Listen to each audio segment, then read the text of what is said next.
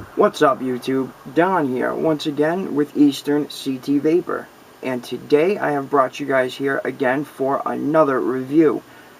Today's review is on a device by a company known as Pioneer4You, and the device I'm talking about is the iPv5. Quick little overview of it. Before we do a dive down, I'm going to go over a few quick specs for this device, okay? It is powered by the Yeehee SX330-200 chip. And the reason for that is it is a 200 watt device. It's a 330 chip -200, meaning 200 watt device, okay? It holds two 18650 battery cells. The output power for this goes from 10 watts to 200 watts. For temperature mode, it uses joules. It's joule mode, which, quickly to let you know what joules is when you go into temperature mode, most devices you would change your wattage in temperature mode. This uses joules, so when you go into temperature control mode, you will adjust your joules instead of adjusting your wattage. In joule mode, it goes between 10 and 120 joules. The wattage resistance goes between 0.15 ohms to 3.0 ohms, and that's in regular wattage mode. Now this device it has the SX Pure technology, meaning that Pioneer4You has put out a special tank called the SX Pure tank. It's a special coilless tank by Pioneer4You, and I believe the IPv3D or the D3 that have the option to use it, and the IPv5. Those are the only two devices that are capable of using that. This, the IPv5, is one that is capable. Now if you're using the SX Pure technology or that tank, the wattage resistance is 0.05 ohms to 3.0 ohms. Again, that's in the SX Pure mode. If you're in temperature mode, your joule resistance, the resistance in joules, is 0.05 ohms to 1.5 ohms. The temperature limit in Celsius, it goes from 100 degrees Celsius to 300 degrees Celsius. And in Fahrenheit, it goes from 212 degrees Fahrenheit to 572 degrees Fahrenheit.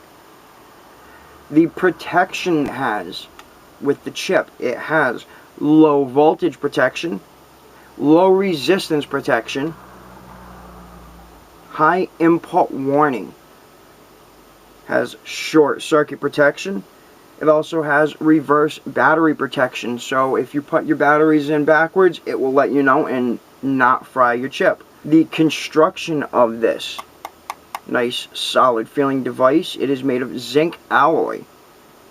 Alright, so now going over all that, why don't I bring you guys down to the table. Once we get down there, I'm going to show you the packaging, what the packaging comes with, how the packaging looks, and then we're going to go over the IPv5. I'm going to give you a nice up-close overview of it. I'm going to show you guys the menu system, how to navigate through the menu, what the menu options are, how to select them, and I'm also going to go over some measurements for this device. So, without further ado, why don't we get down to the table? And here we are down at the table with our IPv5. But we got the Yeehee SX Pure technology. We have a little outline of what the IPv5 looks like. Okay, same thing on the side. It's got a view of the front of it. QR code, Pioneer4You.com, and some certifications. Same thing, the opposite side, have an outline.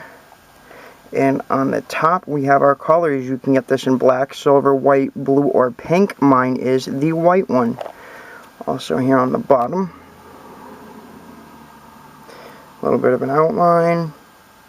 IPv vaping, yada yada yada. Phone number, fax number, where it's from. Caution, this is not a toy. You guys get the drift. Take my little nifty snap-on knife. Yeah, this thing's freaking awesome.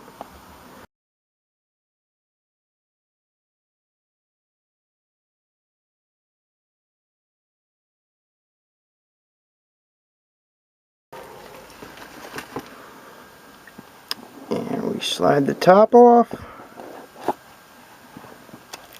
And you can see here we got the same little outlines. The top of it, the side of it, just like on the outside of the box. Same thing here. Except this shows the bottom and the top and yada yada. Okay. First off on top, we get a warranty card to be filled out. So on and so forth. Warranty specifications. And I believe these are authorized dealers. Next, we have our user manual. iPv5 user manual. Tells you what it comes with, specifications, main features. Just basically it unfolds. Like so. Same thing on the back here.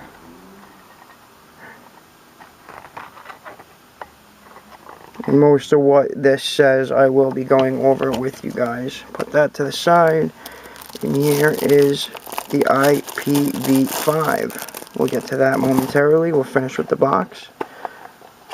I have a past certificate. And I don't know if this pops out. Oh yeah, it does. There we go. Isn't that kind of tight? And we get a USB cable for charging and upgrades.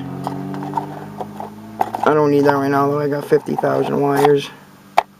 Make sure though, just as a future reference to anybody out there, it's always good to use the wire that comes with it or a wire that came with a mod, because not all wires have data pass through in the wire. Some of them are only charging, they don't have data. So you could get a USB cable and go to plug it in your computer for an update,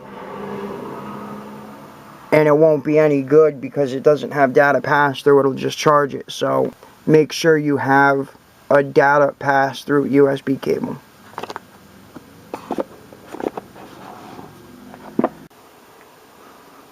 And now here we have our iPv5. Quick overview up close of how it looks.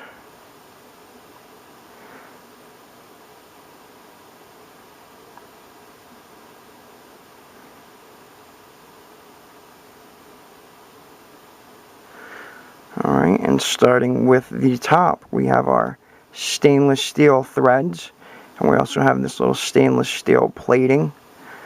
And my best guess for what that would be for is when you screw your devices or your tanks down, your RDAs, your atomizers, when you screw them down, this little plate is as like a little protection. So when it screws down flush, you're not going to mess up your finish or anything like that. This little plate is going to be underneath it. So I've always assumed it was for a little protection. But anyway, inside of that, we have a spring-loaded, gold-plated 510 pin. And every device that every atomizer that I have screwed down on top of this sits down nice and flush.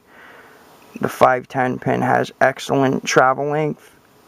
So really everything I've screwed down, it stops because it's flush and it still feels like it has tons of room to go. So big pro to Pioneer4You with this device. Moving down the front here, we have the Pioneer4You logo that's engraved in there. And this nice little indentation just gives it a little more shape to it and finesse. Makes it a lot more comfortable holding it, just having them little indents. At the bottom we have this, what looks like it's a vent cutout, but it is completely unfunctional. It's just totally for looks. We go to the back side now. Here we have our battery door. Again, we have the little vent looking thing. Again, completely unfunctional, just for looks. Our battery door, to open that, we just put our hand on it. It slides down and pulls off. On the back of the battery door, we have this one magnet up here. And we have 2 more magnets down below. They stick to the magnets in the battery sled. This one up here, and these 2 down here. Inside here we have a ribbon for our batteries. We can move that out of the way. And we have our sled for our 2 18650 batteries. They do go in a series configuration. You can see the left one, we have positive up, negative down, and the one on the right is positive down, negative up. And if you're not sure what I mean by series configuration, a parallel configuration would be both positives up, both negatives down. This one, we switch one, so it's 1 positive up, 1 negative up, 1 positive down, 1 negative down. That's a series configuration. To replace our battery door, all we do is just drop it on like so, and it just clips back on. There's no fanciness to it. Alright. Going to this side, we have the iPv5 engraved into it.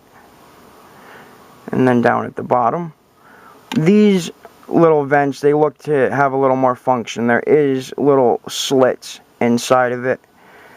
It doesn't go to the battery sled though. If this is going to be a vent for anything, I would assume it would be for the chip, because when we go into our battery sled, there's nowhere where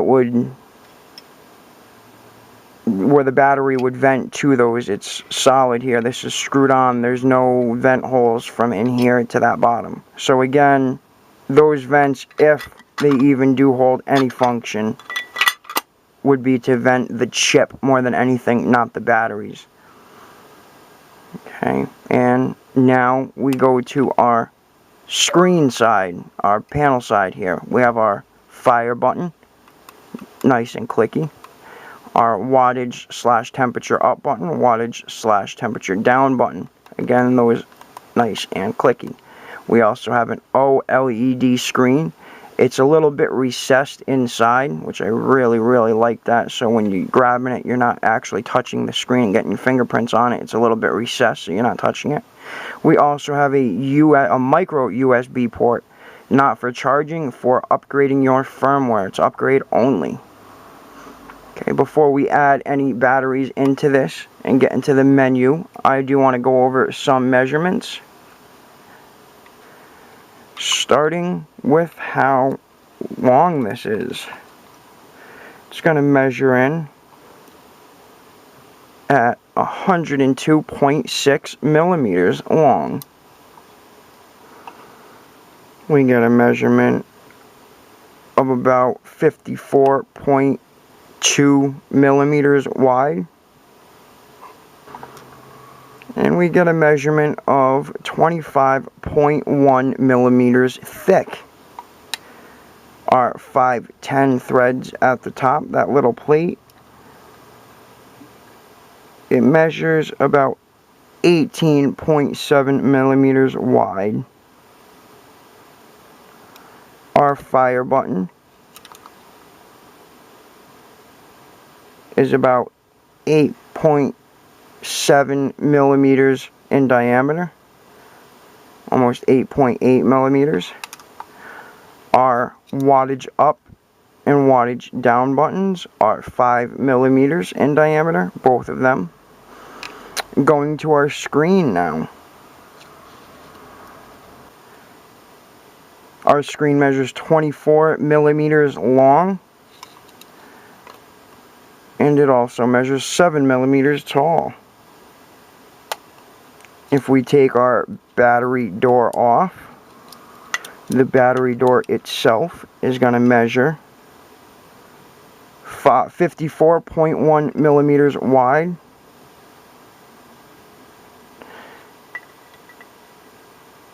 and it's going to measure 99.5 millimeters tall. Now that we've gone over our measurements, we can add in a couple of the 18650 batteries. Get our ribbon out of the way here. I am going to be using these LG HG2 batteries. I'm not sure if you can see the markings on there. Anyway, we have our positive up on the left, negative down, so that's what we'll put in first. And the other side is our positive down, negative up. So batteries are in. Place the battery cover. It just cuts on for a second with the Pioneer4You logo. Next, 5 clicks turns the device on. 1, 2, 3, 4, 5. We have our Pioneer4You logo, iPv5, and then it goes dark. But the device is on. So if we hit our fire button one time, of course it's going to say check atomizer. That's about all I'm going to get out of this right now with the fire button, because I have nothing on there. So let's add the Griffin 22 or TA on there. And when we hit the fire button, we get our screen. We get our wattage, our voltage, our resistance, our battery life, and the memory setting. Now this is a weird system because it's going to start in all memory. When we hit our wattage up button, it scrolls through the memory settings. Our screen lights up. See how when it's dim like this is almost like a standby mode. If you hit the fire button, it only lights up while it fires. As soon as we let go, it dims out. If I hit any button, it's not going to adjust anything. So what we need to do first is hit a button and the screen brightens. Now we're out of that standby mode and we can adjust. So we see here it says M1. If I press the wattage up button, it goes to M2, where I have it set at 65 watts in M2. M3 set at 70. These are all my personal settings. M4 is 80. M5 is 200 watts. And then it round robins back to M1. Now, if you want to adjust these memory settings, what you need to do is once your screen's lit up, you press the wattage down button, and then it changes to ADJ for adjust, which then we can adjust. We can press our wattage up and scroll in 0.1 increments. We can press and hold it, where it then scrolls, and it'll scroll. It gets a little bit faster, and it goes all the way to 200 watts. Once you're in the hundreds placements, when you scroll down, it goes in 1 watt increments. You can press and hold it, and it'll scroll all the way down. Once we get out of hundreds and we're back in the double digits, it goes in 0.1 increments if you press one at a time. Again, you can press and hold, and it scrolls fairly fast. It's not too bad. I've seen better, but I've also seen worse. So it's not too bad. And it goes all the way down to 10 watts. Again, 0.1 increments. I'm going to set this is going to be our memory 1 setting. I'm going to put it back at 60 watts, 40.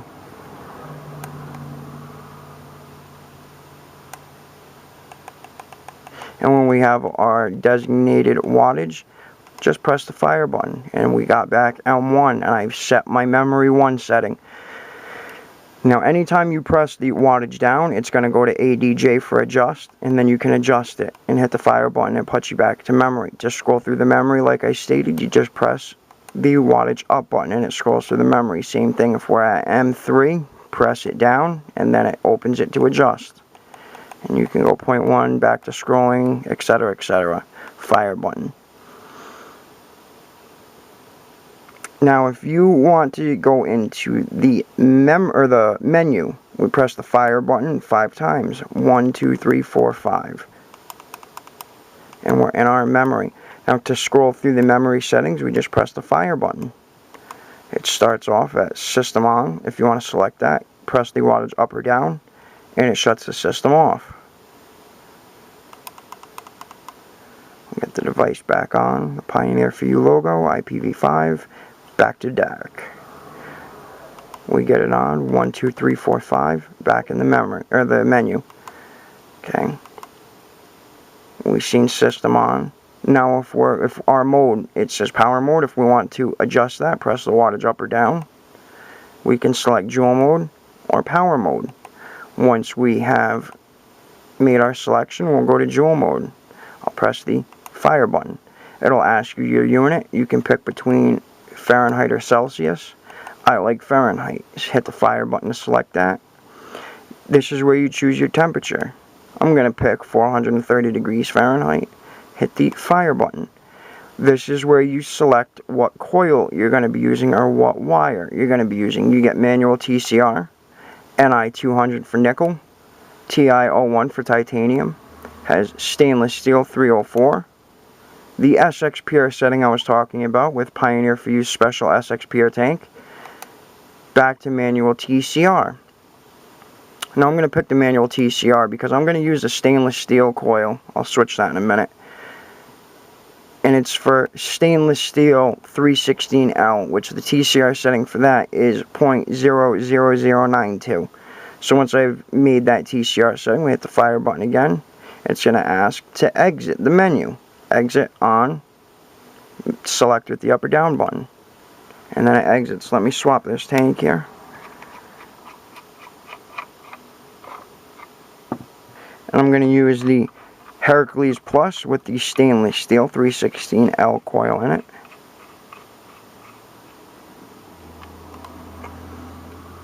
Alright, and this is why I said instead of wattage we have joules. We have our voltage, our resistance, and our temperature. Now, to lock the resistance, you're going to set the resistance. And what you do for that is hit your wattage up and down buttons at the same time. And it'll say set resistance. This is what you're going to lock in the resistance you choose.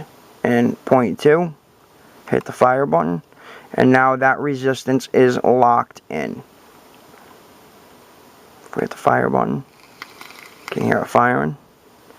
To adjust the joules, it's the same thing as the menu. You don't see on one, you see your temperature, but if we hit wattage up, it says M3, M4, M5, back to M1. Same thing to adjust. We just hit the wattage down, it goes to ADJ. And you make your adjustment up or down. And when you've made that selection, you hit the fire button. And then it'll go back to what your temperature is, your voltage, your resistance, and your joules. Also your battery indicator. Now, to set if you want to adjust your temperature, you have to go back into the menu. 1, 2, 3, 4, 5. To scroll back to our joule mode, we select that. Our unit is Fahrenheit. Now we can adjust our temperature. I'll say 440. It's in 1 degree increments. 440, select it. Manual TCR is what I'm using. My TCR setting. And to exit, up or down. Back to our screen and our temperature has changed. Again, it fires. It's as simple as that. 1, 2, 3, 4, 5. We see our system on again. Mode, we can select mode Fahrenheit 440. Say we want to pick NI 200. You can select that. Exit the menu. Now we're in NI 200 mode. Select. I want to go back to power mode, so to put it back, we select that, exit, up or down. And that is how the menu system works for the iPv5. So, now that we've gone over some settings, some specs, some measurements, why don't we get this wrapped up? We can go back up to FaceTime. I'll show you how this thing vapes in joule mode or temperature mode. I will show you how it vapes in wattage mode. Gonna go over some pros and cons and wrap it up with a final thought and a price point. Alright, let's get back to FaceTime. Alright guys, and welcome back here to FaceTime. Now after diving down to the table and going over the iPv5, I'm sure the question everyone's asking is how does it vape? How does it work? How does it perform? So today I've got the Tsunami RDA by Geek Vape riding on top of the iPv5. Alright, I'm vaping it at 60 watts. My coil has a 0.2 ohm resistance. Let's have a vape and see how it works.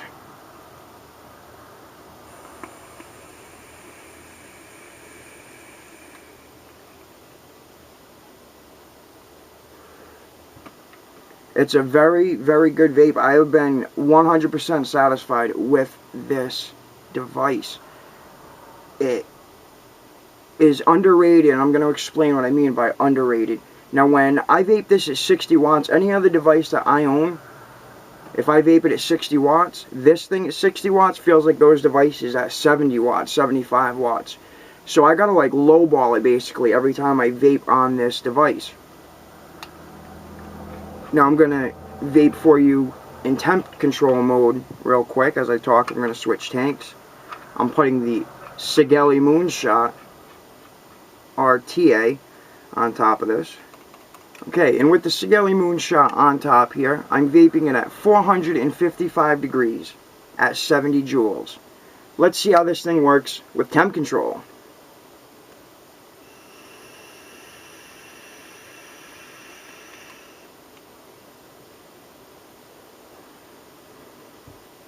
And I'm just as satisfied as with wattage mode. One big thing I can really say about this that I'm very, very impressed with is most devices that rate 200 watts with two 18650s has the pulse width modulation and that buck and boost technology, and you'll get a pulse feeling when you vape, and that really annoys the shit out of me.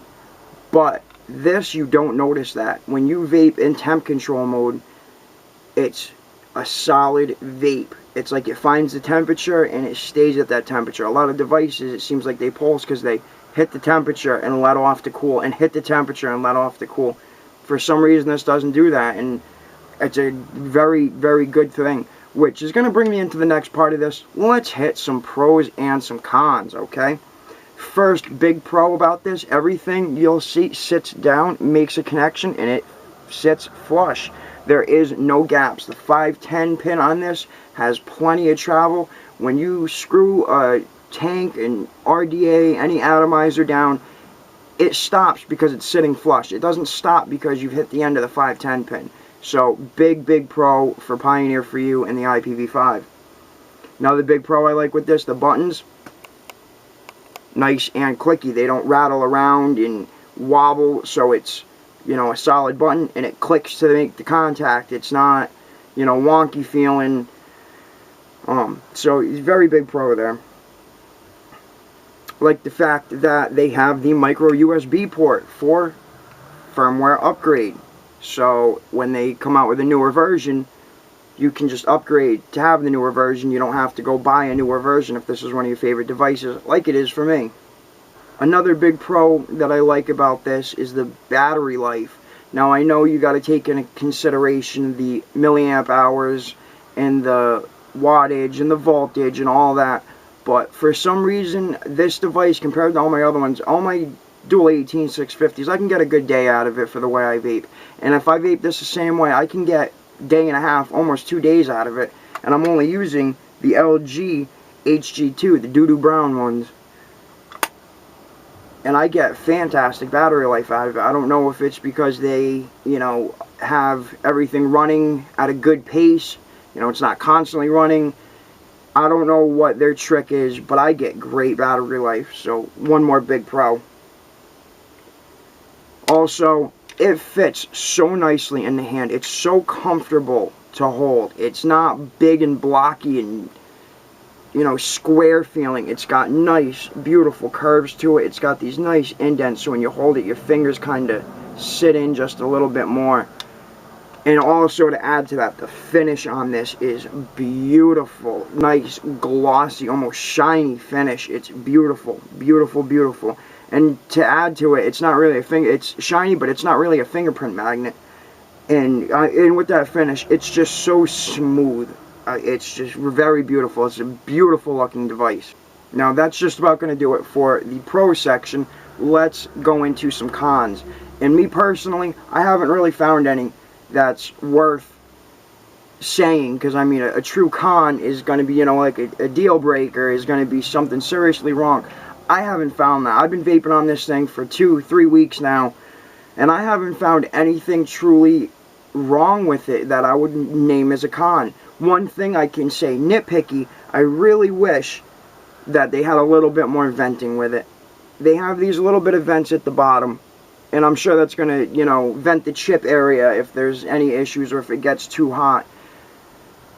But with everything you see about people getting hurt and batteries, you know, venting and everything, I really wish they just had a little bit more venting on that. And that's just me personally. It's a nitpick. It's not really even a con that worth be mentioned. Again, I'm just mentioning it because that's how I feel. Aside from that, though, there's really no cons, which is going to bring me to the next portion, my final thoughts. I've stated it throughout the video, and I'm just going to jumble it all together. I mean, I love the way this thing feels. It vapes fantastic. It seems underrated to me, so I got to kind of tone it down with this compared to all my other devices. Every, tank that I have, I know my sweet spot at what voltage, or what wattage, I mean. And with this, I got to tone it down. It's fantastic. Again, like I said, you don't feel that pulsing in temp mode. I really, really like it for that. I'm excited to use this device. When the batteries are dead and I got to charge the batteries and I move on to the next one, I can't wait till this thing's charged again. It's my most favorite mod that I own right now. By far, hands down, I love this thing. I mean, I don't own this monster collection of stuff, but everything that I own, I like a lot of what I have, but this is my favorite by far. So, getting into a price point next. If you like what you see here, you might be interested in this device. My Vapor Store at myvaporstore.com, they market this, that they usually sell it for $59.95. Going on right now, though, I'm not sure if it's just a sale or if they've just marked down their price, but they have this for $42 even, not including shipping, of course, but for what this device does, for what it's capable of, for how it looks, how it feels, $42 plus shipping is a steal for this. It's an absolute steal for this. If this thing was $50, $55, I would still buy it. It's fantastic. Which is going to bring me to my next question. If this device broke, I lost it, I forgot it somewhere, for some reason, it leaves my life. Am I going to go out and buy this again? No questions asked. Of course I would. You've heard me gushing so far. I love it. I absolutely love it. So again, with that said, if you're interested in this, my Vapor Store, myvaporstore.com, $42. If you're not comfortable with that, you can always shop around for places you feel comfortable shopping at. But with that said, guys, that's going to wrap it up for this review. I appreciate you stopping by, and I hope you enjoyed what you saw. Let me know what you think by hitting the like or dislike button down below. While you're down there, there's also a comment section. Throw me a few lines. Let me know what you think. Also, don't forget to hit that big red subscribe button, guys. Be sure to check out all of my past videos, and be sure to tune in for all the videos to come. Don't miss out. Also, guys, be sure to swing on over to CASA.org, NotBlowingSmoke.org, and thevapingmilitia.org. All three of those, be sure to check out all of their calls to action, and don't forget to sign up to fight for your vaping rights. Also, you guys will find me on social media at Facebook.com, Instagram.com, and Twitter.com. All three of those /Eastern CT Vapor. And I also have a website you can check out, www.easternctvapor.weebly.com. Links for all of this will be in the description down below. And once again, guys, I thank you for stopping by. I truly, truly hope you appreciated it. And for Eastern CT Vapor, guys, this is the iPv5 by Pioneer4You. And this, guys, is Don. And always, always remember, guys, to vape on.